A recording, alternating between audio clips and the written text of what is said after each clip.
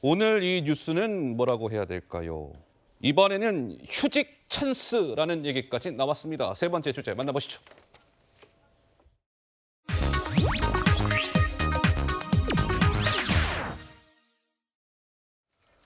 그러니까 아빠 찬스, 형님 찬스, 근무지 세습, 이번에는 휴직 찬스.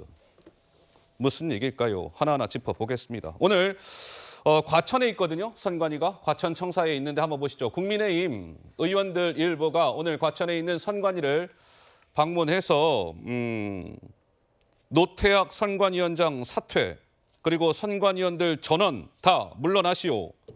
이렇게 주장을 했습니다. 오늘 오전 있었던 모습입니다. 국민의힘 이만희 의원의 모습도 보이고요. 저 옆에는 박성민 의원인가요? 하여튼 뭐 이렇게 국민의힘 의원 몇 명이 선관위를 가서 물러나시오 이렇게 주장을 했습니다. 그런데 한번 보시죠. 무슨 얘기냐면 선관위의 연도별 휴직자 현황을 한번 보고 계시는 겁니다. 2020년부터 2022년까지 쭉 보시는 거예요. 근데 2022년에 190명의 휴직자가 있었습니다. 근데 지난해 무엇이 있었죠? 대통령 선거가 있었죠. 그리고 6월 1일에는 지방선거가 있었습니다. 선관위한테는 어떻게 보면 가장 바쁜 해죠. 대선과 지방선거가 같이 있는 해인데 휴직자가 190명이었다. 여기까지만 보면 이게 왜 이러실 거예요. 그래픽 돌려보죠.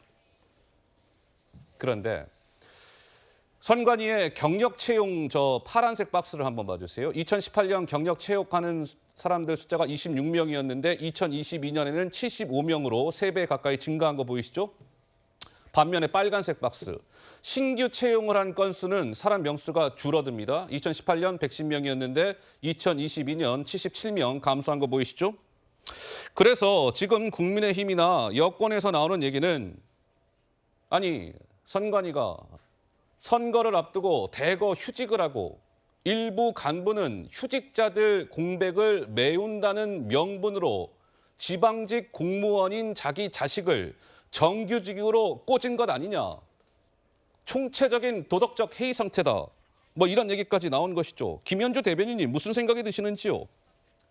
그러니까 휴직이라고 하는 것은 말 그대로 그 직을 쉰다는 얘기잖아요. 그러면은 일시적인 그 직무 정지 상태에 있는 직원들 숫자가 나온다는 얘기인데 이것을 공개 채용으로 보충을 하지 않고 경력자들을 특혜 채용하는 수단으로 활용을 했다는 것인데 그 비중이 상당히 높아졌다는 것이죠. 예. 특히 작년처럼 굉장히 큰 선거가 연이어 있을 때 뭐 육아휴직 같은 거야 뭐 어쩔 수 없는 상황이겠습니다만 휴직하는 사람들을 대부분 경력 채용으로 메꿨다는 거예요.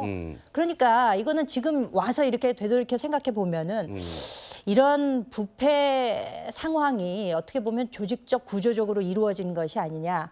아 이거 가만히 보니까 이거 완전 우리 판인데 예. 하면서 그야말로 들어올 사람들 그때 다 들어온 것이 아니냐라는 합리적인 의심을 하게 되고요. 예. 그렇기 때문에 이 견제받지 않게 되면 그 내부가 반드시 부패하게 된다는 것을 현실적으로 보여주는 현실판이 아닌가 이렇게 생각이 됩니다. 여기는 진짜 예. 뭐 위원장 사퇴는 물론이고 지금 위원들 전원 사퇴하라고 지금 요구를 하고 있는데 그에서 그칠 것이 아니라 전반적으로 뭐 감사원의 감사든 예, 아니면 검찰의 수사를 통해서 반드시 그 뿌리 뽑지 않으면은 이와 같은 행태 어디서 또 독보서처럼 자라날지 모른다고 여겨집니다. 한 언론은 그래서 기사 제목을 이렇게 뽑았더군요. 제가 보고 읽을까요?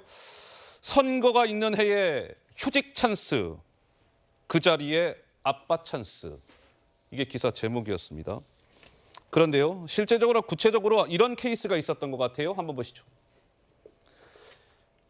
휴직 자리는 아빠 찬스가 차지했다. 뭐 이런 건데 현직 선관위 간부 아들이 휴직 공백을 채우기 위한 아까 말씀드렸잖아요. 정규직 경력 채용으로 실제로 입사를 했다.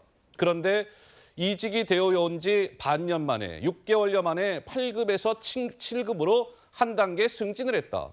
현재 육아 휴직 중이다. 뭐 이런 거예요. 선관위에서는 또 이렇게 해명을 합니다. 아니 육아 휴직이라는 건 개인 권리인데요. 우리가 그걸 어떻게 막겠습니까? 뭐 이런 것인데.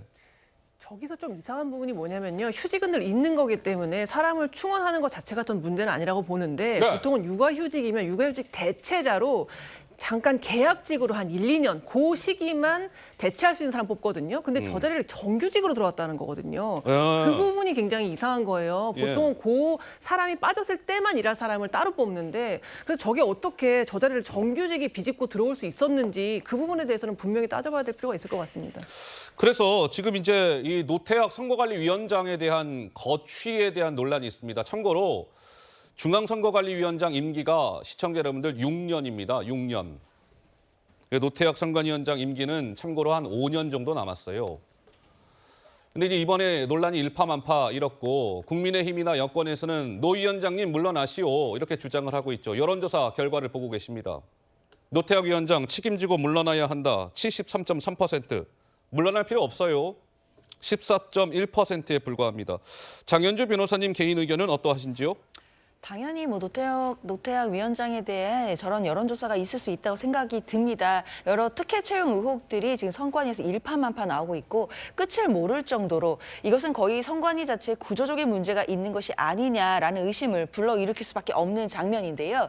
그럼에도 노태학 위원장 같은 경우에는 일단 대법관으로서의 신분을 겸하고 있기 때문에 저는 개인적으로 뭐 자리 욕심 때문에 이 자리를 내려놓지 않고 있다라는 생각은 들지 않습니다. 다만 본인이 임기가 시작하기 전에 있었던 일들이 때문에 본인이 위원장으로서 이 사태를 수습해야겠다라는 의지가 좀 막강한 것으로 그렇게 알고 있는데요. 그렇다 하더라도 국민적인 여론이 그리고 굉장히 또 국민께서 보고 계시는 눈총이 따갑다는 것도 다시 한번 인식하시고 그 자리에 계시더라도 이 사태를 어떻게 수습하실지를 국민들께 신속하고 정확하게 그 방안들을 내놓으셔야 될 것 같습니다. 알겠습니다. 조 의원님. 예, 뭐 당연히 물러나야 된다고 생각합니다. 아, 당연히 물러나야 된다. 취임사 노태학 위원장 취임사 이런 말을 했습니다. 관행과 타성에 젖지 말고 뼈를 깎는 아픔으로 반성해야 된다. 이 표현은 저는 노태학 위원장이 사퇴할 때 사퇴사로 써야 된다고 생각합니다.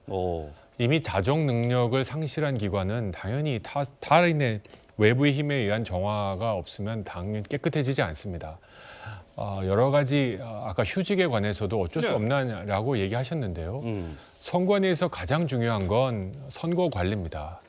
선거가 아닐 때는 좀 쉬고 선거 때는 열심히 일하라고 선관위에게 저렇게 많은 예산과 혜택을 주는 겁니다. 자기 일을 하는 시간이 왔는데 다 휴직으로 도망가 버린다? 이런 걸 보고 어쩔 수 없느냐? 그럼 선관위에 왜 취업합니까?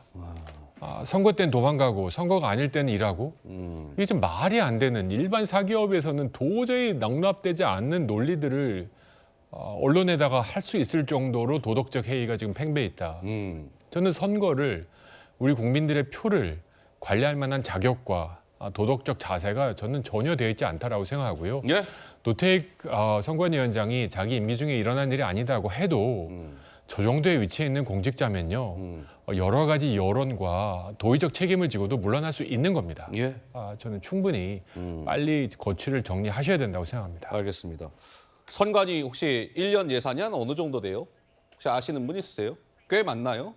꽤 많겠죠? 그뿐만 선관위? 아니라 예. 노무현 대통령 이후에 예. 선관위가 정말 5대 헌법기관으로 올라가면서 매년 예산의 증가하는 율을 보시면 상상을 초월합니다. 상상을 초월할 정도입니까? 엄청나게 많은 예산을 지금 가져다 두고 국회에서 선관위니까 예. 겁나잖아요. 예. 또 잘못 얘기했다가 고소 고발 당할까 봐 예. 거의 원하는 걸 다 들어주고 있었거든요. 그러니까 그런 막강한 권력을 누리면서 저런 도덕적 해이를 뒤로 했다라고 예. 하는 건 절대로 용서받을 수 없는 행위입니다. 알겠습니다. 조 의원님 말씀까지 들어봤습니다. 저희가 잠시 후에는요. 한번 보시죠. 네, 복구를 못한 상처 또 당한다?